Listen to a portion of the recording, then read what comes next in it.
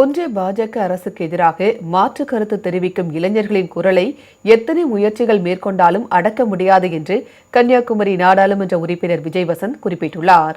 ஒன்றிய பாஜக அரசுக்கு எதிராகவும் நீட் தேர்வால் பாதிக்கப்பட்ட மாணவர்களுக்கு ஆதரவாகவும் ராஜஸ்தான் மாநிலம் கோட்டா நகரில் இன்று மக்களவை எதிர்க்கட்சித் தலைவர் ராகுல்காந்தி தலைமையில் பிரம்மாண்ட பேரணி நடைபெறுகிறது. இதுகுறித்து தமது எக்ஸ் தள பக்கத்தில் பதிவிட்டுள்ள விஜய் வசந்த் எம்பி, கோட்டாவில் நிகழ்ச்சி ஏற்பாடு குறித்த பதாகைகளை அகற்றுவது, பயிற்சி மையங்களை அச்சுறுத்துவது மற்றும் மாணவர்களின் தங்கும் விடுதி உரிமையாளர்களை நிர்பந்திப்பது உள்ளிட்ட பாஜக அரசின் நடவடிக்கைகள் மாணவர்கள் மற்றும் இளம் தேர்வர்களை கண்டு அக்கட்சி அச்சப்படுவதை காட்டுவதாக கூறியுள்ளார். தற்போது எதிர்க்கட்சித் தலைவர் ராகுல்காந்தி தலைமையில் மாணவர்கள் மற்றும் இளைஞர்களின் குரல் முன் எப்போதையும் விட வலுவாக ஒலிக்கும் என்றும் அவர் தெரிவித்துள்ளார். கண்ணியம், நேர்மை மற்றும் மாணவர்களின் எதிர்காலத்திற்கான போராட்டம் இது என்றும், நீதிக்கான இந்த போராட்டத்தில் அனைவரும் இணைய வேண்டும் என்றும் அவர் வேண்டுகோள் விடுத்துள்ளார்.